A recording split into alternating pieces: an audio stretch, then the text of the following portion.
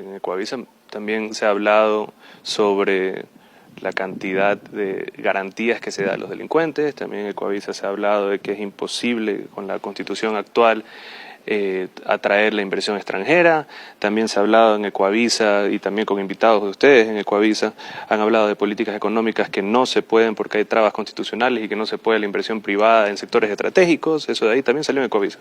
Todos esos puntos que salen en Ecuavisa son los que tenemos que tratar en una asamblea constituyente.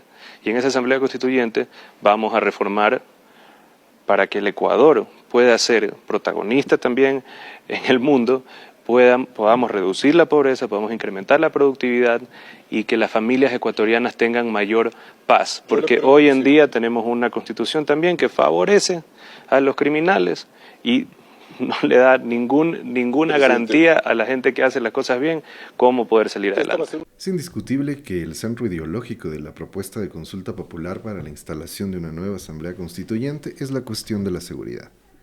Noboa insiste con la fórmula preferida del régimen. La Constitución actual protege a los delincuentes. La afirmación es insostenible, enteramente demagógica, pero se explica por la efectividad que ha tenido para el gobierno la criminalización de la política en la acumulación de su respaldo popular, a pesar de su completa inoperancia en la aplicación de políticas efectivas para contrarrestar la crisis de seguridad. El contexto de la consulta convocada por Noboa evidencia la paradoja de este recurso político. Mientras en medio del reciente paro nacional se evidenció un despliegue enorme de fuerza represiva, los indicadores de violencia criminal serán los peores de la historia en este año. Bienvenidos a El Cuarto de Atrás, el podcast de la Facultad de Ciencias Sociales y Humanas de la Universidad Central del Ecuador. En este episodio charlamos sobre seguridad y constitución. Este es nuestro quinto episodio de la serie dedicada al debate acerca de la convocatoria a una asamblea constituyente promovida por el régimen de Noboa. Bienvenidos al Cuarto de Atrás, el podcast de la Facultad de Ciencias Sociales y Humanas de la Universidad Central del Ecuador. Mi nombre es Mia Sichique y hoy vamos a hablar de seguridad y constituyente. Para ello hemos invitado a dos reconocidos expertos en materia de seguridad. Primero, Carolina Andrade, politóloga, especialista en seguridad, defensa e inteligencia y es actual secretaria de Seguridad del municipio de Quito. También nos acompaña el colega Daniel Pontón, docente del IAEN, especialista en instituciones policiales, política, criminal y penitenciaria, así como violencia y crimen organizado. Compas, gracias por estar aquí, gracias por darse este tiempo para acompañarnos. Y pues bueno, ¿qué les parece si arrancamos con la pregunta que parece ser la piedra angular de la convocatoria a la constituyente? Vamos a hacerlo en frío. ¿Es cierto que la Constitución protege a los delincuentes? ¿La actual Constitución protege a las economías delictivas? ¿Sí o no? ¿Qué ocurre ahí? ¿Cuál es su opinión? Carolina, ¿quieres iniciar? Ya. No, la Constitución actual no protege a los delincuentes. Lamentablemente se ha buscado instrumentalizar ese discurso de manera política, electoral, para engañar a la ciudadanía y motivar una reforma constitucional que lo que está detrás son temas mucho más cruciales para el país. De esta forma, podríamos decir, ¿no es cierto?, que lo que ahorita con la Constitución actual hemos visto que no ha habido eficiencia en la gestión de los recursos en el sector seguridad. El año pasado se ejecutaron solamente el 45% de los recursos de inversión para Ministerio del Interior, para Policía Nacional, para Ministerio de Defensa, Fuerzas Armadas, incluso el SNAI. Todo el sector ejecutó el 45% de los recursos que tenía para proyectos de inversión. Entonces, lo que hemos visto es que hay un desconocimiento del manejo de lo público, no ha habido prioridades en cuanto al manejo de los recursos. Se incrementó 3 puntos el IVA, ¿no es cierto?, cerca de una recaudación de más de $2.000 millones con una ley económica urgente que además supuestamente especificaba que esos recursos tenían que ser utilizados para la fuerza pública y esos recursos no han llegado a la fuerza pública.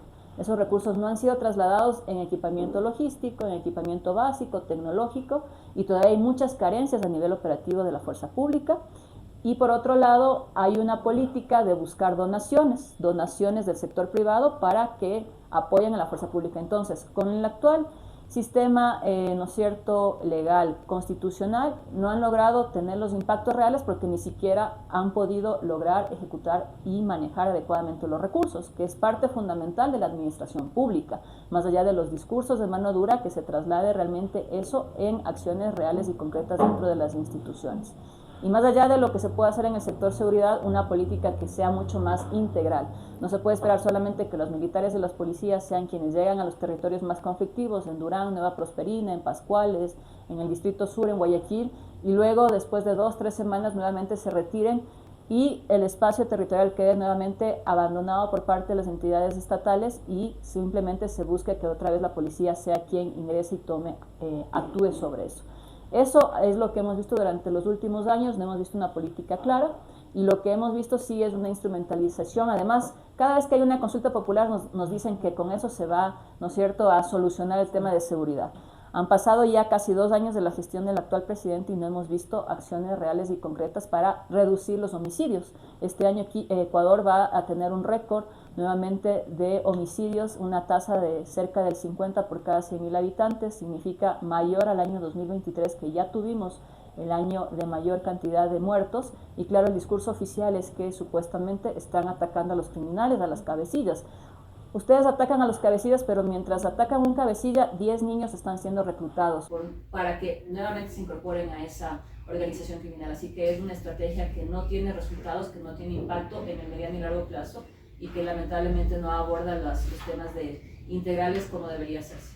Carolina, quiero quedarme contigo porque tú mencionas sobre esta política de criminalidad un poco que ha impulsado este gobierno, más cárceles y demás. Y yo me pregunto si realmente esto es una estrategia de seguridad o si más bien es una estrategia para legitimar el gobierno actual de Daniel Noboa.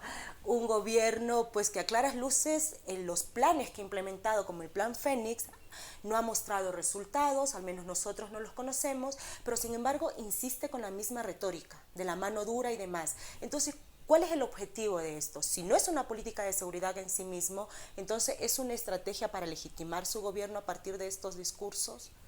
Creo que lamentablemente se utiliza la seguridad, se politiza el trabajo de seguridad y se utiliza la seguridad para encubrir reformas económicas que favorecen a ciertos sectores de élites de la economía y de la parte comercial del país, sobre todo la parte del sector agroexportador. Entonces hemos visto una serie de medidas, ¿no es cierto?, que supuestamente buscan mejorar la seguridad. La última consulta que también la planteó Noboa el año pasado, ¿no es cierto?, donde en 2 preguntas específicamente tuvo el rechazo de todos los ciudadanos. También cuando se la presentó dijeron esto es para poder, ¿no es cierto?, subsanar los temas de seguridad para que reduzca la violencia, el tema de los extraditados y todo esto, este show que se armó alrededor de eso. Entonces hay una instrumentalización mediática, política del tema de seguridad para avanzar en una, en eso sí, en una agenda económica de un liberalismo radical extremo de la economía. Y ese es el principal riesgo que se oculta en esta propuesta de cambio de constitución. Es decir, seguir la misma línea que han tenido los últimos gobiernos, de algunos gobiernos en la región, de una reducción extrema del Estado, lo que significa menos controles a la criminalidad, menos controles a quienes utilizan empresas exportadoras como fachadas para, por ejemplo, enviar oro. Recientemente un portal periodístico de investigaciones sacó un análisis muy simple sobre cuál es la cantidad de oro que están autorizadas las empresas en el país a exportar y cuánto realmente exportaron. Esa discrepancia que existe entre la cantidad de oro que tienen autorizado explotar y exportar y lo que realmente están exportando y recibiendo los países receptores de esta exportación de oro asciende a cerca de 2.000 millones de dólares, es decir, producto de evasión de impuestos, producto de probablemente de minería ilegal, ¿no es cierto? Y que no hay ningún control al respecto. Entonces, esta idea de tener este liberalismo extremo a nivel económico lo que genera es, favorece a la criminalidad, favorece, ¿por qué? Porque se reducen los controles estatales, ya no hay entidades fuertes que permitan controlar adecuadamente, por ejemplo, los permisos de autorización minera, los permisos ambientales, se favorece a grupos económicos, se les permite que actúen con mayor, entre comillas, libertad, pero ahí mismo se juntan economías lícitas e ilícitas que terminan favoreciendo sus negocios, pero mientras tanto se destruye la naturaleza, se afectan a los pueblos y comunidades indígenas donde tenemos esta actividad minera y además de eso no tenemos políticas, ese dinero no queda en el Estado, no queda en el país para poder invertirlo en desarrollo social y económico de las comunidades y de los barrios. Gracias, Carolina. Vamos a brindar cada que finalicemos un bloque. Salud. Daniel, Voy contigo a la pregunta inicial que le planteaba Carolina. ¿Esta Constitución, la vigente, realmente protege a los delincuentes? Porque es lo que circula en todas las redes que están a favor del sí, en todos los medios que están a favor del sí. ¿Cuál es tu posición al respecto? A ver, cuando tú revisas, primero gracias por la invitación y un saludo a todos. Perdón la mala crianza. Sí, yo me voy a saludar también. Hola a todos. A ver, si tú revisas la Constitución y tratas de entender dónde está lo prodelincuencial, yo no creo que una carta constitucional sea escrita con ese fin. O sea, creo que hay una inducción media perversa al querer posicionar con la Constitución favorece o escribe prácticamente, hace una especie de apología del delito, ¿no? O por no decirlo menos. Yo creo que estamos muy lejos. Pero a ver, partamos de cómo fue concebida la Constitución del 2008. Yo he tratado de hacer averiguaciones, he investigado algunas cosas. La seguridad no fue un pilar fundamental de la Constitución del 2008. El contexto, digamos, los repertorios de acción, como decía Churchill, en ese momento eran distintos, era otro momento del país. Vivíamos unas crisis políticas, económicas, sistemáticas, tenemos fresco el tema de la dolarización, donde el tema de la seguridad que se incorporó a la Constitución nunca hubo una agenda programática. De hecho, cuando tú quieres analizar cuáles fueron las posiciones que en su momento tuvieron los grandes líderes de la Revolución Ciudadana para todo el tema del plan de gobierno y después que se proyecta la Constitución, el tema de la seguridad estuvo ausente, ¿ya? Más bien fue ciertos grupos que se sumaron a esta iniciativa, un poco el tema de derechos humanos, por ejemplo, con todo el tema de los abusos que hubo en la época de Félix Cordero. De hecho, la Comisión de la Verdad, que ahorita tomando vigencia otra vez con respecto a este juzgamiento, ciertos generales, tomaron un rol protagónico, marcaron algunos elementos importantes. Se reforzó también grupos que defendían derechos humanos, el tema garantista que ya la Constitución del 98 ya lo plasmó. En la Constitución creo que hay un reforzamiento de esas visiones que no son propiamente el 2008, sino ya lo venimos arrastrando desde el 98. Y por otro lado, la influencia de nuevos conceptos de seguridad que un poco juegan como hegemonía, ¿no? Los famosos conceptos liberales de la seguridad, ¿no? Veníamos del fin de la Guerra Fría, en el caso del Ecuador, fin de la guerra con el Perú, y se necesitaba reconceptualizar la seguridad. Y es por eso que tú en la Constitución actual encuentras una cantidad de conceptos de seguridad que nadie sabe cuál es cuál. O sea, por ejemplo, tienes el concepto de seguridad humana, que cuando tú ves la descripción del concepto de seguridad humana en esta Constitución, dice cualquier cosa menos lo que es la seguridad humana.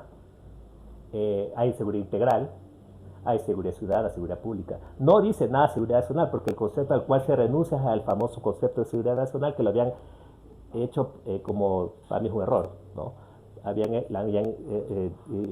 dado de ser el concepto que un poco promovía la violación de derechos humanos en la época de Félix Cordero, por tanto había que abandonar la doctrina de la seguridad nacional, que un poco estaba plasmada en el ADN militar, sobre todo en la famosa Ley de Seguridad Nacional. Por eso es que la Constitución tiene, en un acuerdo de una transitoria, que en un año se debe aprobar una nueva Ley de Seguridad Pública del Estado, ¿no? Y de hecho se la aprobó. Cuando uno quería preguntar por qué pensaron ese nombre, porque había que dar ese nombre a esa ley, nadie sabía por qué. Y de hecho la Ley de Seguridad Pública del Estado viene aparejado bajo la lógica de lo que es la seguridad integral, que hasta ahorita nosotros podemos definir qué es seguridad integral. Alguien me pregunta qué es seguridad integral, pocos tenemos respuesta. Todo concepto actualmente de política pública es integral y es una metodología. Por lo tanto, lo que hicimos fue adoptar una metodología de integralidad en un concepto de seguridad, y yo creo que es un concepto bastante vacío.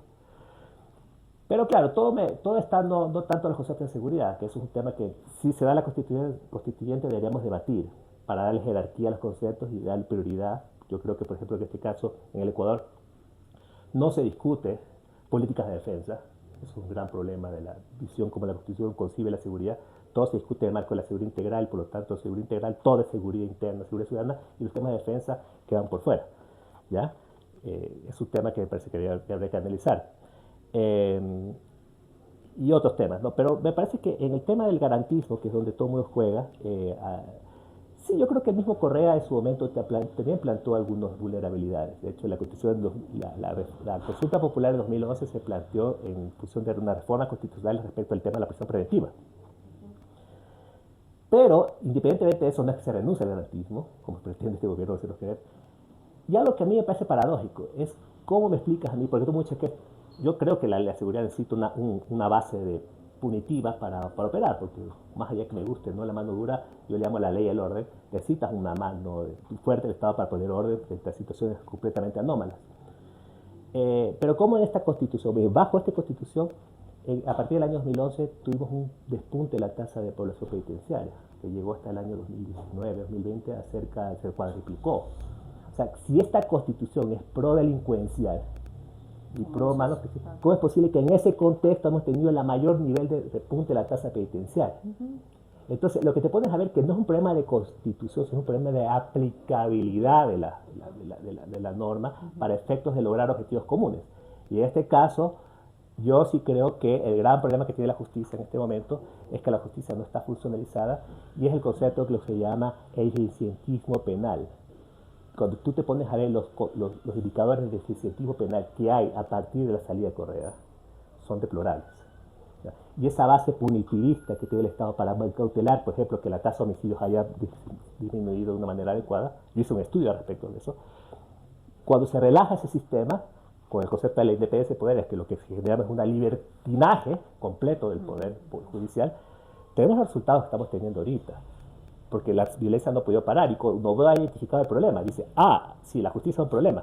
Lanza sendos comunicados, amenaza, pero no corrige el problema que viene con capacidad de política pública para solucionar un problema que es sistémico e institucional en la justicia, que es que la justicia haga su trabajo. Pero para eso no necesita reformas constitucionales. Tal vez ciertas reformas parciales, pero no una constituyente. Entonces, eso lo dejo como un elemento paradojal, ¿no? Como en una constitución, ¿no? Como la que tenemos ahorita, la tasa de encarcelamiento, que es el indicador más importante para medir el grado de la mano dura, digamos, se cuadriplicó. Explícate, ¿cómo puedes decir que es prodelincuencial? O sea, o cambiamos de ADN, ahorita los gobiernos marcianos, o sea, hay quien me explique. Entonces, eso quisiera poner como reflexión. Por lo tanto, yo no creo que el problema está ahí en la Constitución. Tú mencionabas, Daniel, que la Constitución se hizo en un contexto en el que la seguridad a lo mejor no era el tema prioritario en ese momento, ¿no? De ahí que hubiese tantos conceptos sobre seguridad. Pero en este momento, con los indicadores, con las cifras que tenemos sobre violencia, el presidente plantea una discusión sobre la seguridad en términos de castigo, en términos de creación de más cárceles y demás. Si no es necesaria una constitución nueva, tal vez hacer estas reformas a las que tú haces referencia, entonces, ¿qué es lo que necesitamos para mejorar el sistema judicial? ¿Qué es lo que necesitamos para mejorar la política pública de seguridad?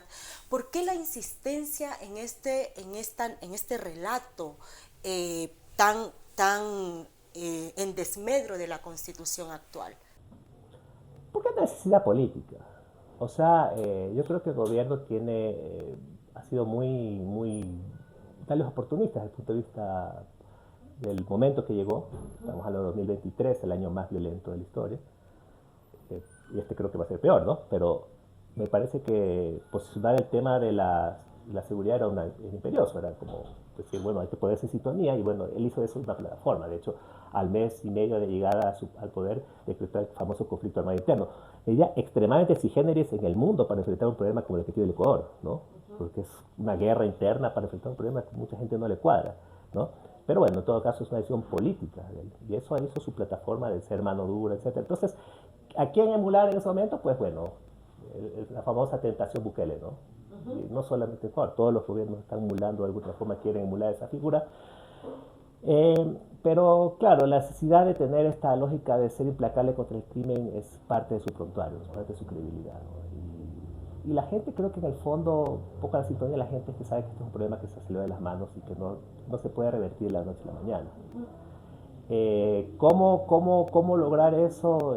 Se necesita de largo plazo. Por lo tanto, me parece que el primer año de gestión de Noboa, con ciertos parciales, sobre todo, por ejemplo, en el tema carcelario, se redujo la violencia. También hubo una disminución de la tasa de crimen parcial, a pesar que los últimos meses fueron complicados, que la gente aplaudió el efecto también de tener militares en las calles de una manera mucho más decidida, todo el tema, el manejo comunicacional del gobierno es muy bien planteado y muy bien diseñado, ¿no? la lógica de gestionar las instituciones. Por ejemplo, los ministros de Noboa no son ministros per se, son comandantes. El ministro comandante yo le llamo, ¿no? Ministros que están en el campo, vestidos de chaleco, vestidos de uniforme de camuflaje, no soy ministro del escritorio, estoy con la gente, hago operativos, y bueno, cuando tú te puedes saber que la ejecución presupuestaria, por ejemplo, es bajo, el tema de planificación es baja, eso no importa, lo importante es estar aquí y ahora. Entonces él ha hecho todo un esquema una narrativa gubernamental, un esquema gubernamental, una lógica de gobierno. Entonces, creo que yo soy muy astuto respecto a expresar eso, pero los resultados empiezan a ser precarios, ¿no? Por lo tanto, yo creo que lo que vimos en el mes, cuando él se posiciona de nuevo como presidente en agosto, lo que vimos es una arremetida con una serie de leyes que fueron polémicas, ¿no? Yo le diría, era en su momento una especie de conflicto armado interno relogre, entonces una especie de resignificación de esa estrategia comunicacional que lo mantuvo, le permitió ganar inclusive la elección. Y lo que estamos viendo ahorita es el conflicto institucional, que esas leyes en general se iba a decantar por lo que estamos viendo ahorita, una constituyente, por lo tanto es parte de la misma agenda. ¿Sí? Yo no le veo que era muy predecible que el tipo puso unas leyes mal planteadas para que la constitución le diga, sabe que esto está mal hecho, y después decir, mira, necesito hacer una reforma constitucional. Porque al final de cuentas de esto es un sistema de gobierno que se basa en eso para capitalizar poder. Y ese es uno de los grandes temores que empieza a surgir en la ciudadanía.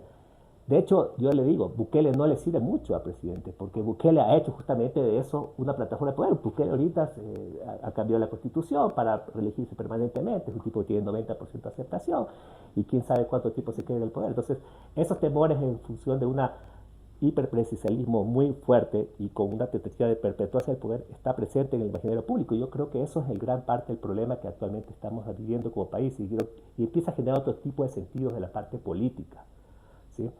Y la gente se empieza a preguntar hasta qué punto yo estoy dispuesta a renunciar a ciertas libertades por esto que no me muestra resultados provisorios en el corto plazo y que posiblemente nunca los logre. Yo creo que esa es gran parte del problema que estamos viviendo ahorita. Pero ustedes mencionaban que las políticas, las pocas que se habrán tomado, como el Plan Fénix y demás, no han demostrado resultados favorables en materia de seguridad. Sin embargo, las estadísticas mencionan que el voto a favor del sí en la constituyente es favorable, de buena medida tiene resultados favorables también, ¿no? O sea, hay un grupo de gente, un grupo numeroso de personas, de ciudadanos, que estaría dispuesto a apostar por una nueva constituyente. ¿Qué papel juega el miedo en este momento en la ciudadanía para que considere que una nueva constitución ya va a acabar con los problemas que estamos atravesando en este momento? Claro. Bueno, justamente el miedo ha sido la herramienta y la estrategia central del gobierno nacional en medio de toda la crisis de seguridad que vivimos. El miedo fuera y dentro de las prisiones. Pero lo de fondo y lo real es que la constitución, el cambio de una constitución es un engaño frente a la incapacidad que han tenido, por ejemplo, de poner un radar o poner detectores de metales en las prisiones, o realmente controlar quiénes están ingresando y con quiénes están ingresando a las prisiones.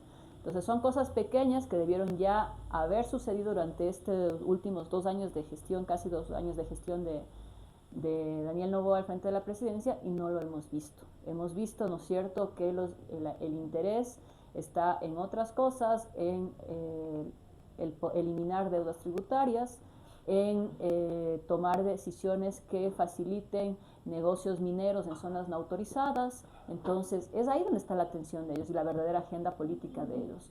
Lo otro simplemente es una estrategia política para justamente que la ciudadanía, alrededor de este miedo, siga aceptando cualquier tipo de reforma, cualquier tipo de ley económica urgente, cualquier tipo de consulta popular, y en este momento ya yéndonos al extremo incluso del cambio de una constitución bajo la idea que tratan de vendernos de que con eso se va a solucionar los problemas de seguridad. Los problemas de seguridad se van a solucionar primero cuando hayan prioridades claras y que se apueste, por un lado, en cuidar de la gente más afectada por la violencia en Esmeraldas, en Guayaquil, en Quevedo, en Machala, en la Amazonía.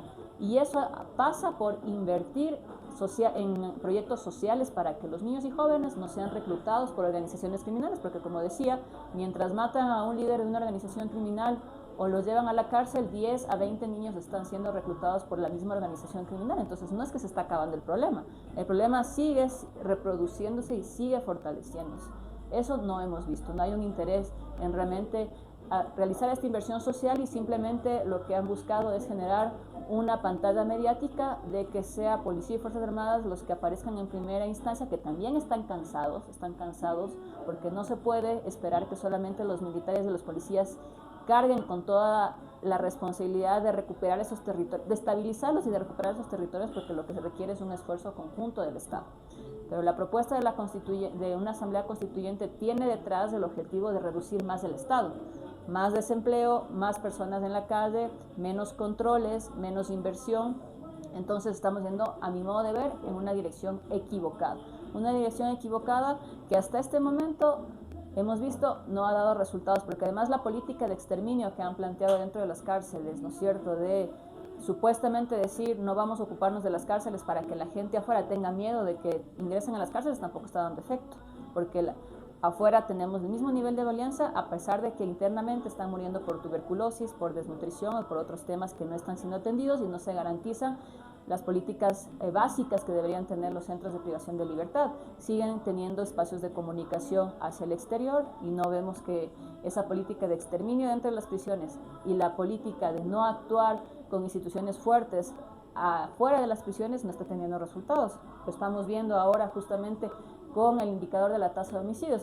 El único momento que tuvo una leve reducción dentro del histórico de los homicidios fue post la declaración de conflicto armado interno, que fue un impacto más mediático y un poco de saber, bueno, qué va a pasar ahora. Pero inmediatamente después, en febrero y marzo, después de que pasó ese post declaración de conflicto armado interno, inmediatamente los indicadores volvieron a tomar nuevamente los mismos niveles y siguieron su crecimiento hasta la fecha de hoy. Entonces no hemos visto ninguna incidencia real, ni con estrategia de atacar o afectar a los grupos o a los cabecidas, porque mientras eso pasa, 10 niños o 20 niños más están siendo incluidos nuevamente en esa organización criminal. No hay una política que aborde el reclutamiento de niños y adolescentes, no hay una política que aborde cómo evitar, ¿no es cierto?, que las prisiones sigan tomadas por los narcotraficantes y por los criminales. Solamente vemos además a delitos menores dentro de las prisiones, porque no estamos viendo a quienes están lavando el dinero, no estamos viendo a quienes están exportando oro de manera ilegal y afectando la Amazonía, no estamos viendo que estén actuando sobre las empresas, que como hemos visto hay booms inmobiliarios en diferentes zonas del país en contexto de una crisis económica. Eso no vemos. No vemos el trabajo de la unidad de inteligencia financiera en eso. Están preocupados más en temas políticos y coyunturales electorales que realmente en identificar esas estructuras y afectar lo que está en este momento marcando las economías ilícitas. Son más de 2.500 a 3.500 millones de dólares que se lavan en la economía ecuatoriana año a año, y eso el 70% pasa por el sistema financiero. No vemos esos controles reales. Entonces, claramente no hay una decisión real de actuar sobre esto, y esto no se va a solucionar con una nueva constitución. Por supuesto. Gracias, Carolina. Daniel, te regreso la pregunta también, y el miedo. ¿Tú crees que el miedo que se está instalado en la sociedad ecuatoriana es el principal recurso que utiliza Daniel Noboa para mantener su legitimidad en el país? A ver, yo hace tiempo cuando uno hablaba de miedo decían, con el famoso concepto de la percepción, nos decían, esto ya está hablando de las percepciones, decían, ¿no? Y claro, el miedo es un sentimiento, ¿no?, que está ahí. Yo diría que no solo un problema de la sociedad ecuatoriana. El miedo es un problema de las sociedades globales, sociedades de la incertidumbre, ¿sí? Y está presente. Los riesgos, la percepción de los riesgos actualmente son muy distintas como nos veíamos antes. Somos más informados, somos mucho más conscientes de los problemas que el mundo podría, de las acciones indirectas que las acciones humanas pueden derivar, los famosos riesgos antrópicos, todo ese tema, ¿no? Es un tema mucho más conceptual. Una cosa es el miedo al delito. No podemos decir miedo al delito. Y de hecho lo que se discute es que el delito, el crimen organizado, es un gran catalizador de otras formas de miedo sociales, una especie como de narrativa que se fomenta sobre eso, pero que se procesa de una serie de problemas sociales que están ahí. Y hay un poco interesante ver cuál es la psíquica de las personas, respecto en el caso del Ecuador, ¿no? El Ecuador es un país que vive, por ejemplo, atravesado por una serie de problemas sociales, políticos y económicos muy determinados, que están por fuera de la seguridad. Por ejemplo, es un país que no crece económicamente, hace una década, ¿no? Tú tienes un nivel de desempleo que está llegando a niveles históricos, el subempleo. Tenemos indicadores sociales que están claramente maltrechos. Tenemos los servicios públicos en Ecuador son precarios en muchas cosas. Y claro, el gobierno ha encontrado que la narrativa del delito le permite un poco justificar y procesar una serie de problemas sociales que pasan a segundo plano. Pero hay un tema también que es interesante analizar cuando haces la sociología del miedo, que es que el miedo también se negocia. ¿Sí? Porque no solamente es impuesto directamente como vertical, sino también hay una agencia del miedo. Y en ese sentido me parece que los ciudadanos, y hay que darle cierto a la gente que podría votar por el sí en esto, ¿no? Que posiblemente gana, podría montarse este proyecto constituyente, son agentes que de una u otra forma entendieron que frente a este tema se abren unas nuevas expectativas de una nueva sociedad. ¿Sí? Y yo no necesariamente, yo he visto algunos sondeos, algunas narrativas, algunos diagnósticos respecto a personas que hacen esos temas. Es interesante ver como que pese al pesimismo que existe en el país, pese a una posible caída también de la imagen presidencial, la gente se cree la posibilidad de tener una posibilidad de cambiar algunas cosas, ¿no? Por lo tanto, este miedo que yo siento actualmente hacia un problema me permite también actuar como agente de negociación para poder usarlo como de cambio para tener algún tipo de posibilidad de transformación, de cambiar mi estado de posición dentro de una estructura social que me es ampliamente desfavorable. Entonces, el escenario construido alrededor, no solamente político, sino social y económico, en este caso el país es favorable a, por ejemplo, a que las como la del sí, sea una propuesta mucho más allá del gobierno, sino ciudadana. Yo creo que eso es una de las cosas que Noboa ha entendido de una forma bastante bien y creo que de una forma bastante astuta, ¿no? De cómo a través de esto puede apalancar un proyecto de cambio. ¿Cuál va a ser el destino de eso? Eso se verá en la constituyente, pero por el momento me parecería que si gana el sí, se abre una nueva expectativa, ¿ya? De esta lógica de negociar con el miedo, ¿sí? De cómo el miedo me constituye una capacidad de negociación. Por ejemplo, una forma de negociar el miedo es interesante, ¿no? Eso pasa mucho en la política municipal. Un barrio es identificado como peligroso y la gente de ese barrio dice, no, pero eso me está afectando a mí como el costo predial, por ejemplo. Y la percepción que la gente tiene de su barrio, no, ese sí no pasa nada. ¿No? Lo peligroso es el otro barrio, o es la ciudad, o el país está mal, pero mi barrio, mi personalidad está bien. Hay encuestas que te dicen, por ejemplo, la imagen del país pésima, la imagen de la ciudad mejor, la imagen del barrio mucho mejor y la imagen personal, no, yo me siento súper bien. No hay correspondencia entre lo que la gente consigue como miedo externo con lo que son sus sentimientos personales. Y esas son cosas que no hemos explorado de manera profunda. Y yo creo que el gobierno tiene una ventaja estratégica enorme frente a otro tipo de posiciones políticas que no han sabido entender esta dinámica, ¿no? Carolina ya nos sugería algunas medidas que el gobierno no está tomando y que podrían combatir o contrarrestar de alguna manera esta crisis de seguridad que estamos viviendo. Desde tu perspectiva, ¿cuáles son las medidas que debería tomar el gobierno precisamente para disminuir la crisis de inseguridad en el país? Bueno, son varias, ¿no? Por ejemplo, a ver, yo creo que este país tiene como tres crisis. Todo el mundo habla de la crisis de inseguridad, la famosa crisis de inseguridad. La una tiene que ver con el problema de la violencia, que la violencia yo digo tiene agencia propia. La violencia para mí en este país tiene vida propia. Es una especie, y eso es interesante porque es un fenómeno que camina solito, independientemente de las acciones que el gobierno haga, es como una mercancía Una pregunta, me llama la atención el tono en que dijiste, la gente habla de crisis de inseguridad. ¿Tú no crees que estamos atravesando una crisis? No, sí, pero yo creo que hay varias crisis al mismo tiempo, se juntan. O sea, la gente lo ve como un todo, pero yo creo que hay varias crisis. Yo soy en esto trato de ser práctico. ¿Ya? Una cosa es el narcotráfico. ¿Ya? Que todos sabemos que el narcotráfico, hemos pasado en guerra 50 años y eso se va a acabar. ¿No? ¿Cómo evitar que ese narcotráfico nos pegue? Que sí nos ha carcomido como sociedad, hay que ser cierto. Tampoco decir, no, esto no es un tema baladí, que es invención de los gringos, etc. No, es un problema, pero que es un problema que necesita otro tipo de estrategias, inclusive de corte geopolítico. Está la crisis de la violencia como tal, ¿ya? Que está metida en el grueso de la sociedad y que no había una política pública respecto a la violencia. No existe política pública. Y hay otra lógica que tiene que ver con el crimen organizado propiamente dicho. Ahí donde está el dinero ilegal, el lavado de dinero, etcétera, que es otro tema. Entonces son como el gobierno todo lo focaliza en el tema de las mafias, crimen organizado, narcotráfico, y pierde de vista otro tipo de problemáticas que tienen. O sea, cuando tú trabajas política segura tienes que trabajar bajo la lógica de la evidencia, ¿no?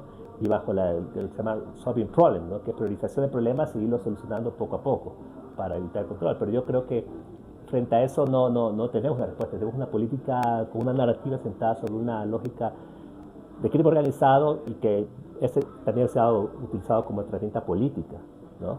Y en la medida que más me decía políticamente, más le exacerbo, pero me preocupa un poco de los resultados, ¿no? Porque me permite capitalizar el poder. Pero yo creería que, por ejemplo, en el tema de la violencia, este país necesita una política contra la violencia, ¿ya? Inmediata. O sea, ahí tienes factores como, por ejemplo, el tema de la impunidad. Si tú no trabajas en impunidad en temas de violencia, no vas a avanzar. Y sé cómo hacer mucho. Por ejemplo, la fiscalía. Yo hablaba con David hace poco y le decía, la fiscalía es una institución clave. O sea, si tú no trabajas en reformar la fiscalía, en transformar el ADN de la fiscalía, la orientación estratégica de la fiscalía, y son los responsables de la política criminal en un país, de la investigación judicial, la investigación criminal. No vas a mejorar mucho en eso. No solo es un problema de policías ni fuerzas armadas, es un problema de fiscalía. El tema de armas. Aquí en el paro decía, es que están usando petardos y eso demuestra que son sofisticados. ¿Qué va a ser sofisticado un petardo? Le digo, si aquí en este país circulan armas como chicles de grueso calibre, ¿no? O sea, y no tienes una política frente a eso. Y dentro de la política de cooperación con Estados Unidos, el tema de armas está por fuera. Uno de los grandes doble caras de toda esta política regionales de seguridad. Y tienes otros temas que tienen que ver con el tema de reclutamiento, jóvenes, etc., que en el mediano plazo podrían lograr algún tipo de importancia, efecto importante en la reducción del crimen. Por ejemplo, el sector educativo. El sector educativo tiene una tarea enorme para evitar el problema de la proliferación de reclutamiento, porque tiene que ver con el tema del abandono escolar, con el tema de la deserción escolar. Si tú monitoreas desde la política pública eso, le cortas una herramienta enorme al crimen organizado para reclutamiento. Por eso necesitas tener un conocimiento profundo del problema, de cómo funciona el problema, ¿no? Protección de las escuelas, protección de los maestros, indicadores de gestión, de seguimiento, para evitar que nuevos chicos sigan formando parte de la banda, es clave, ¿no? Y así podemos ir en la diferencia territorial, ¿no? Lo que pasa en Esmachala no es lo mismo que pasa en Esmeraldas, en Esmeraldas o Puerto Viejo, son estadísticas diferenciadas. Y ni hablar con otro tipo de problemáticas, ¿no? Por ejemplo, consumo de drogas, que también está relacionado con eso. Entonces hay como trabajar. En el tema de la minería ilegal es otro asunto, ¿no? La minería ilegal básicamente se ha constituido en un mecanismo eficiente de lavar dinero. Por eso es que ha proliferado tanto, ¿sí? El oro está alto y si tú compras oro y lo fundas ahí porque no lo puedes rastrear, pues por esto es que los lobos han metido ahí. Entonces hay que tener una estrategia contra la minería ilegal. Y contra el narcotráfico ni hablar. O sea, yo creo que el narcotráfico es un tema. Y en el narcotráfico se necesitan políticas de defensa, que no las tenemos. ¿Por qué? Porque tú como país necesitas negociar interregionalmente con países, por ejemplo, como Colombia. Colombia tiene niveles históricos de producción.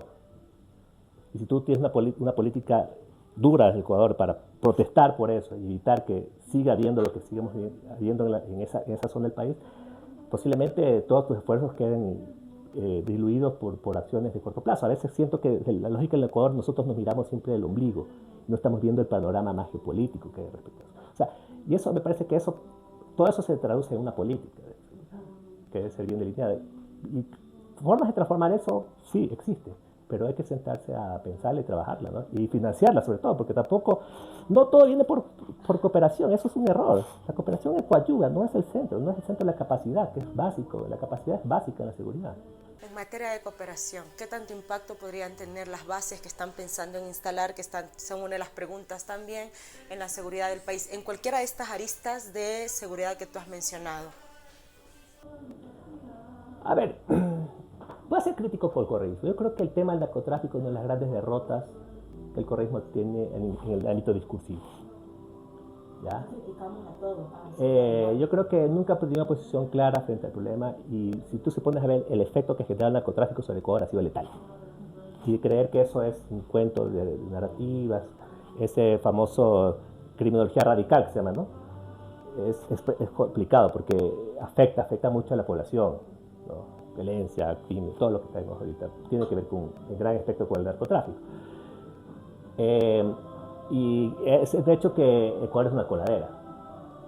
Nos guste o no nos guste, es una coladera. ¿Y sabes por qué es una coladera? Porque es barato sacar droga por el Ecuador. Claro, pues, obvio. ¿Qué, tú crees que los mexicanos, los colombianos no les gusta el Ecuador? Venir y decir, no, es eficiente trabajar sacar droga por el Ecuador. Y tú tienes que afectar el sistema de costos, de que esa droga salga por el país. Y cómo básicamente entendiendo cómo funciona la cadena de valor del narcotráfico, cómo funciona el tema del narcotráfico, y para eso necesitas instituciones. No vas a acabar con el narcotráfico, pero vas a acabar con los efectos más perversos del narcotráfico, ¿no? Tal vez lo que eso podría generar el Ecuador tenga una estrategia más sostenida con política de Estado frente al narcotráfico, que no la tenemos, ojo. El Ecuador no tiene una política de Estado frente al narcotráfico por mucho tiempo, hemos sido bastante con vaivenes. Podría evitar que, por ejemplo, tener un mejor control de los efectos no deseados del narcotráfico y evitar que el narcotráfico deje de tener esta cara tan violenta como la que... Por ejemplo, Colombia que tiene mucho narcotráfico, tiene una tasa de violencia de 25 o 24 por cada 100.000 habitantes. Nada que ver con a lo que hubo en los años 80. Nada que ver. Y eso quiere decir que el narcotráfico en Colombia se civilizó, por decirlo así, ¿no? Entonces, suena perverso, pero yo creo que, obviamente, si tú aumentas el sistema de costos para operar el narcotráfico, lo que vas a tener es que una organización va a hacer mucho más captar ese espacio y lo va a hacer de una forma distinta. Lo va a seguir, pero la idea es que no se siga matando como se sigue matando las organizaciones criminales en este país, que yo creo que ese es el problema. Entonces, sí, hay como mirarlo de una manera. Y la cooperación en ese sentido ayuda. Sí, ayuda. Es la seguridad en el siglo XXI se trabaja con agendas cooperativas. Desde mis propias capacidades no lo va a lograr, como lógico. Sí ahora, el tema de las bases, habrá que preguntar si que son eficientes para controlar, porque yo creo que eso, desde el punto de vista del costo de eficiencia, no es lo mejor adecuado. Lo mismo Estados Unidos ha pronunciado, y de hecho, en Ecuador ya tiene convenios de cooperación internacional, que por ejemplo, aviones de control logístico que aterrizan en Galápagos, están un tiempo y después despegan, de forma recurrente. Ya lo tenemos, ¿no? La pregunta frente a eso es: ¿para qué una base? Bueno, tal vez la permanencia de una base que nos dé una imagen de que somos más seguros es lo que se está buscando, pero no creo que cambiaría mucho la realidad, lo que estamos viviendo en el país actualmente.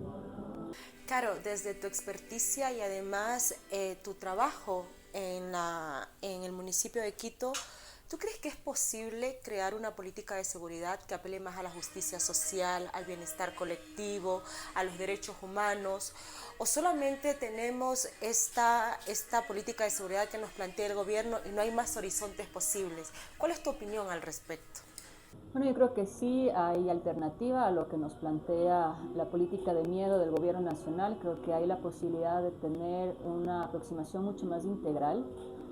Y si vemos, por ejemplo, si hacemos una evaluación de estos 2 años, porque estaba pensando, ¿no es cierto? Ya en diciembre se cumplen 2 años de gobierno de Daniel Noboa.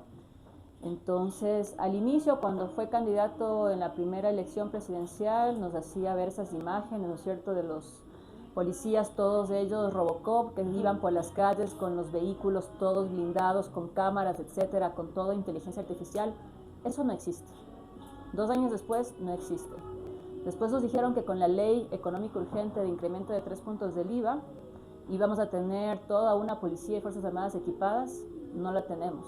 Los militares y los policías, no el alto mando, pero los que están en la calle, no están con el equipamiento necesario, y por esa razón, cuando hacen el pase de estos militares y policías a las provincias más conflictivas, prefieren pedir la baja para desvincularse de la institución. Ahí tenemos un problema estructural.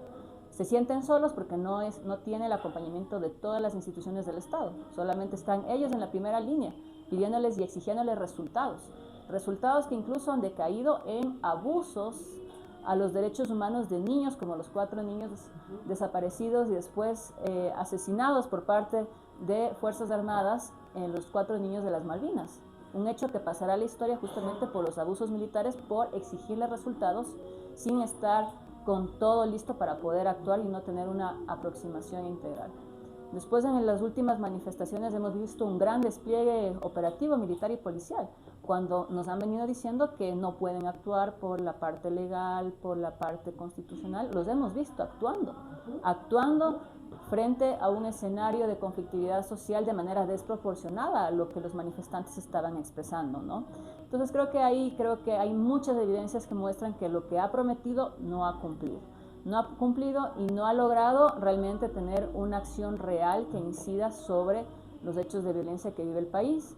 Y esto lamentablemente nos muestra que sigue buscando insistir sobre esta política de miedo. Ahora, ¿qué alternativas tenemos? Justamente hace unas 3 semanas se lanzó un decálogo de propuestas por parte de sociedad civil, recogiendo además la experiencia de diferentes sectores sociales, de Esmeraldas, de Guayas, de Manabí, de Los Ríos, del Oro. Un trabajo colectivo que recoge esas experiencias que ya están en el territorio, que son alternativas, formas de resistencia ante esta arremetida violenta y esta falta de capacidad del Estado de poder cuidar de sus ciudadanos y de instrumentalizar las fuerzas del orden incluso en contra de sus propios ciudadanos sin garantizar los derechos de que puedan desarrollarse de manera adecuada, ¿no es cierto? Y aquí se hace énfasis en un enfoque, primero, donde todas las instituciones actúen de manera coordinada y articulada. Como decía, esto parte por prioridades. Las prioridades definen cuántos recursos voy a destinar a cada uno de los sectores, del sector social, a la educación, a la salud, a la fuerza pública, cómo ese enfoque tiene que ser de manera integral y aterriza en los territorios para poder actuar en Esmeraldas. En Esmeraldas lo que cada vez vemos es un retroceso de las instituciones cerrando, ya no hay atención al público, ¿no es cierto? Ya no se puede brindar, cada vez el sistema educativo tiene que cerrar sus espacios en las zonas más cercanas a la frontera, en las zonas más conflictivas, porque tienen miedo. Los funcionarios, entonces, por miedo incluso, terminan siendo extorsionados, involucrados, ¿no es cierto?, en grupos de delincuencia organizada. Entonces, no vemos realmente esa decisión de querer abordar esa recuperación de los territorios, quitárselos, robárselos al crimen organizado y volverlos a la ciudadanía para que la ciudadanía pueda desarrollarse de manera adecuada. Entonces, uno es prioridades, recursos alrededor de estas prioridades, porque los recursos están.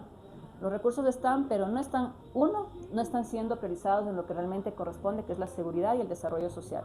Sí están siendo priorizados para pagar a los acreedores de Bona fuera del país. Seguramente son la misma élite económica que en este momento está apoyando, ¿no es cierto?, ciertas reformas constitucionales, pero no se pone del lado de que se requiere más inversión en el ámbito social y de educación del país. Por otro lado, estos recursos que tienen las instituciones no los ejecutan. 45% el año pasado de ejecución de todo el sector seguridad. Una de las que menos ejecutó fue el SNAI. El SNAI me parece que tuvo una ejecución del 11 al 19% de su presupuesto de inversión. Entonces tenemos una pésima administración de los recursos y por eso digo, prioridades claras, recursos donde tienen que estar estas prioridades, esa ejecución para que los servicios puedan llegar a las áreas, una política integral donde se pueda hacer una presencia efectiva en los territorios por parte de la fuerza pública, por parte del resto de instituciones, garantizando derechos básicos como educación, salud, que son los mejores antídotos ante la violencia que vive el país. Fortalecer las instituciones y la fuerza pública es importante, pero con un enfoque de cuidado y protección de derechos, no en vulneración o desapariciones forzadas o en asesinatos, ¿no es cierto?, a niños, digamos, de manera indiscriminada. Así que ahí viene muy importante el mando civil democrático que tiene que estar sobre estas instituciones de seguridad, porque desde el año 2019,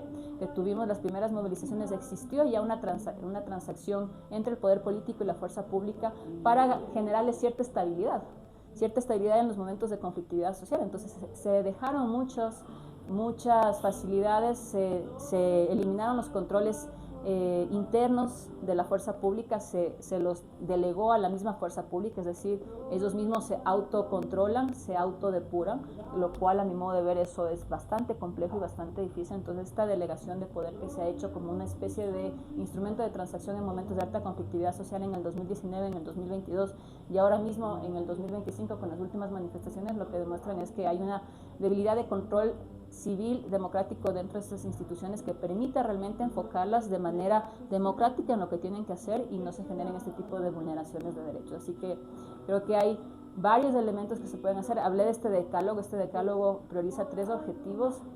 Uno de ellos es fortalecer las instituciones de seguridad, porque es importante. No podemos tampoco esperar que podamos salir de estas crisis de seguridad sin fortalecer a la fuerza pública, y eso es un debate pendiente, yo diría, para los sectores progresistas y de izquierda del país, porque muchas veces se los ve como distantes, ¿no es cierto? Pero eso no puede ser así. Tiene que haber un diálogo justamente de saber cómo queremos que esa fuerza pública responda a los verdaderos problemas del país y contribuya a tener un país de bienestar para todos los ciudadanos. Pero eso no puede ser solo una responsabilidad de la fuerza pública, tiene que venir de la mano con el resto de entidades del Estado fuerte, nacional y también locales, porque hay una diferencia, también hay ciertos municipios que tienen mejores capacidades, otros que están totalmente permeados por la delincuencia organizada, que tienen otras prioridades y que no actúan en lo que tienen que actuar de manera complementaria al tema de seguridad. Desde el municipio de Quito nosotros hemos apostado por parte del alcalde de Quito en espacio público, más de 540 parques recuperados, además de la recuperación de los espacios públicos y que estos espacios públicos estén ocupados por los ciudadanos con arte, con cultura. 540 parques, ¿quién ha recuperado 540 parques? Iluminados, bien mantenidos, que la ciudadanía se apropie. Eso ha significado una inversión de cerca de $40 millones, pero es una inversión directa que nos ha permitido mejorar la percepción de seguridad. En el pasado eran 4 de cada 10, ahora son 5 de cada 10 quiteños que se sienten mucho más seguros en estos espacios públicos, y eso es una buena noticia en medio de todo lo que está sucediendo a nivel nacional. Apostar por la educación municipal.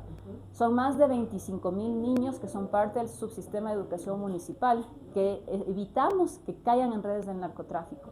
Además, 5,000 niños que son parte de las actividades extracurriculares, que antes eran pagadas y que ahora son gratuitas. 2 colegios más municipales que vienen a fortalecer este subsistema de educación municipal.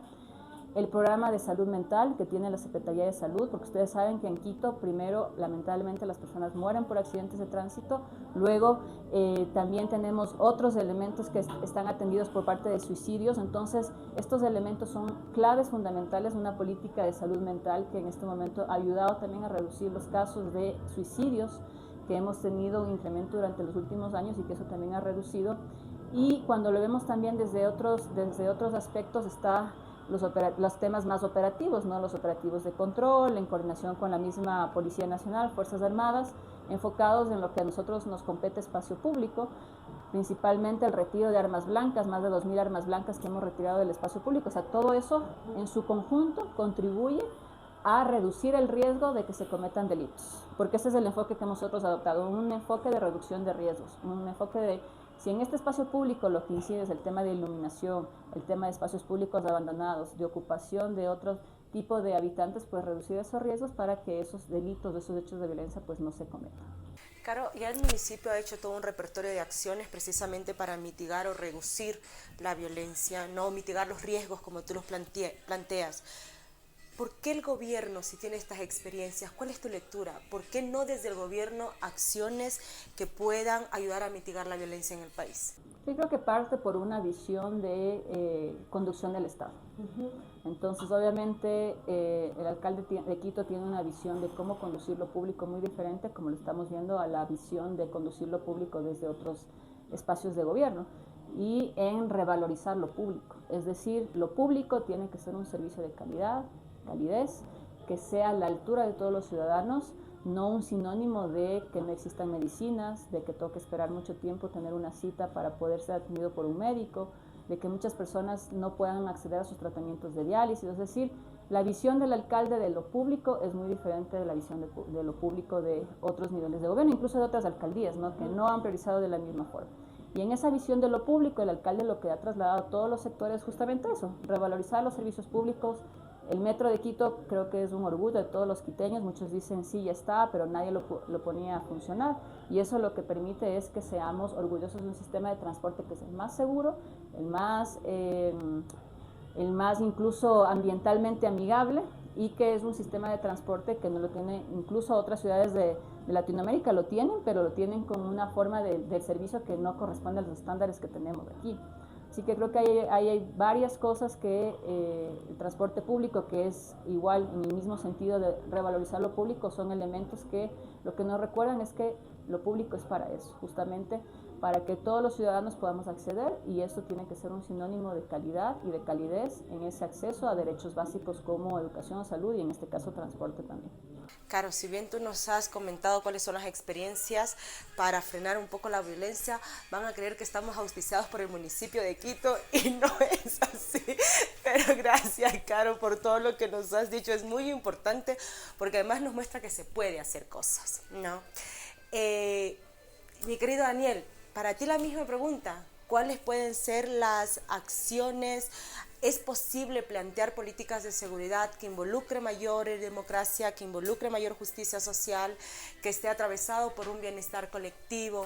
¿Qué opciones puedes ver tú, puedes plantearnos? A ver, el tema de la seguridad es una discusión media vieja entre seguridad y desarrollo, ¿no? Decía que si no hay desarrollo no hay seguridad. Y lo que se ha cambiado últimamente, igual es la agenda BID, ¿no? Es que dice que sin seguridad no hay desarrollo.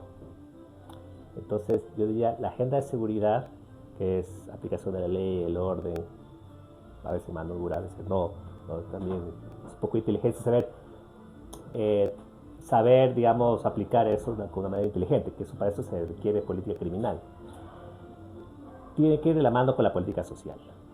O sea, no puedes tú sacarla de contexto, o sea, solo hago seguridad y lo demás consigo, ¿no? Infierno, no va de la mano, porque no funciona así. La política social tiene vida propia, tiene ritmos propios, agendas propias, pero el gobierno justamente es eso, ¿no? De hecho, el concepto de seguridad humana es eso, ¿no? Un concepto mucho más sistémico de planificación del Estado. Y básicamente proteger las capacidades para promover el desarrollo, para el acceso a la salud, la vivienda, la seguridad ciudadana, etc. Eso es seguridad humana como tal. Bajo esa lógica, yo creo que es lo que se requiere una política de Estado que involucre varios sectores. Que debe haber elementos comunicantes entre una y otra, sí. Justamente, por ejemplo, el tema del reclutamiento, el gobierno plantea una política de reclutamiento, no lo veo mala. Habrá que ver si funciona. Porque me parece que la matiz, el ADN del gobierno está orientado al tema del conflicto armado interno, mano dura, todo es criminalización, y la política de prevención de reclutamiento implica política social, por ejemplo. Habrá que ver si la desarrollan, porque también se necesitan esfuerzos y también mucha participación ciudadana. Por ejemplo, Guayaquil, que hemos hecho la investigación sobre el tema de reclutamiento, Guayaquil tiene una cantidad de organizaciones de la sociedad civil que trabajan temas de violencia. Nadie las mira. Y el Estado por sí mismo no puede, solo, frente a un problema tan complejo como eso. Necesita activar a la sociedad para esos temas. Es decir, cómo hacer que la sociedad sea funcional a los grandes intereses nacionales, sin que eso llegara a politizar la sociedad civil, o sea, a estatizar la sociedad civil. Se necesita esfuerzos conjuntos, ¿no? Y sí, a mí lo que un poco me preocupa en este contexto, en el tema de la constituyente, es que se empiezan a debatir una serie de conceptos que son elementos súper problemáticos en materia de mantener una muy buena y adecuada política de seguridad. Por ejemplo, posiblemente se empiece a discutir, que bueno, habrá que ver si es problemático, el tema de que los cuerpos de seguridad, los municipios manejen sus propios cuerpos de seguridad. ¿Te parece problemático eso? Yo creo que, tomando la experiencia latinoamericana, en el contexto de altos niveles de crimen organizado, sí, por el nivel de comprensión, porque no digo Quito siempre va a ser una, digamos, ponlo en Durán, eso, lo que pasa con los cuerpos de bomberos. Imagínate un cuerpo de seguridad manejado en un municipio cooptado por el crimen organizado, como tipo México. Pero podría ser la palestra para que esos tipos de debates se den, el tema de armas de fuego, ¿no? El uso discrecional de armas de fuego por parte de la población, que constitucionalmente siempre va a haber, la Constitución actualmente es medio renuente a esas visiones, ¿no? Siempre va a ser dificultoso. De pronto puede ser la palestra para que estos grupos, sobre todo muy interesados, que vienen de una orientación política muy de la derecha, muy tradicionalista en eso, va a creer que esto se puede resolver como el viejo oeste, ¿no? El tema, qué sé yo, pues, otros temas que se pueden empezar a soltar con respecto al tema de la mano dura, al tema de qué sé yo, elevar penas de manera indiscriminada. O sea, todo ese tipo de palestras que yo creo que frente a eso habría que tener muchas precauciones, ¿sí? Y la necesidad también de posicionar el debate de que se necesita se necesita acciones conjuntas, ¿no? Y la parte social, en este caso, pues, repito, es esencial, ¿no? Sobre todo lo que es política de jóvenes. El gran problema que tenemos frente al reclutamiento, que es un gran problema que vive el país, es que al final de cuentas te demuestra que la política de juventud que tiene el país es un desastre, es un fracaso absoluto, ¿ya? Y frente a ello se necesita replantear sinceramente los valores sociales que queremos como sociedad, ¿no? O sea, porque lastimosamente a veces los discursos de hiperseguritización lo que te hacen es desvalorizar justamente esos temas centrales que implican, por ejemplo, la cohesión social, la tolerancia, ¿no? La convivencia, por discursos súper privatistas, donde yo solamente cuido mi metro cuadrado, precautela mi bienestar familiar, individual, y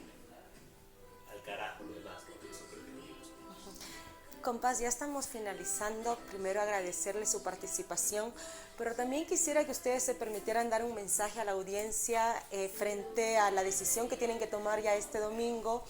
¿Qué sería lo último que les dijeran para que ellos ya decidan una posición este fin de semana? Caro, por favor. Bueno, creo que es importante como ciudadanos siempre buscar estar lo más informados que podamos para poder tomar una decisión de manera informada y evitar caer en engaños y sobre todo en campañas publicitarias engañosas que lo único que buscan es robarnos el país. Así que es importante que nos informemos, que tomemos una decisión consciente, viendo las promesas que nos han hecho y lo que no han cumplido, viendo lo que nos han ofrecido y lo que no han logrado, viendo lo que nos han prometido como salidas y no ha sido una salida. Así que creo que es fundamental que todos estemos informados y con esa información, que es nuestra mayor herramienta, poder tomar decisiones no solamente en un momento electoral, sino en todos los espacios de la vida cotidiana.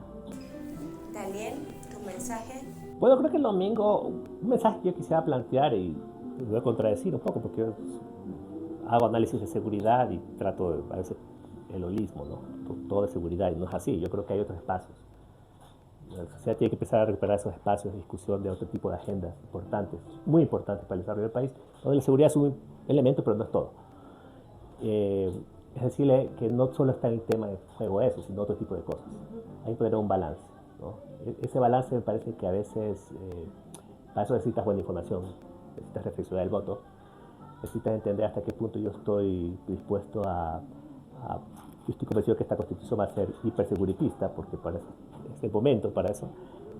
Estoy dispuesto a renunciar a eso por una seguridad que de pronto nunca va a lograr, nunca va a llegar, ¿no? Me parece que también relacionar la idea de que el caso de que no gane el sí tampoco es el fin del mundo. Yo creo que la Constitución actualmente tiene herramientas importantes que le permiten hacer, siempre con reformas, ¿no? Siempre con posibilidades de hacer reformas, tampoco es camisa de fuerza, pero con esta Constitución se puede avanzar, se puede generar un modelo adecuado de manejo de seguridad que este país lo tuvo, porque no, por más que ha posicionado la narrativa de que el pacto mafioso, etc., se logró reducciones importantes en materia de violencia en este país.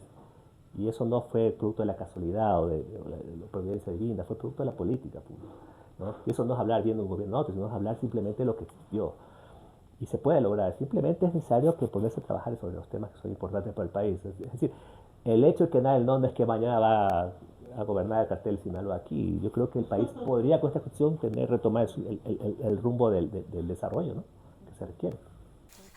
Chicos, Caro, Daniel, muchísimas gracias por su participación. Agradecemos también a Cafetería La Postal, que muy amablemente siempre nos presta sus instalaciones para este podcast. Nos veremos en una próxima sesión para discutir, dialogar y conversar sobre política, constitución, seguridad y otros demonios. Chao, chao con todos. Gracias.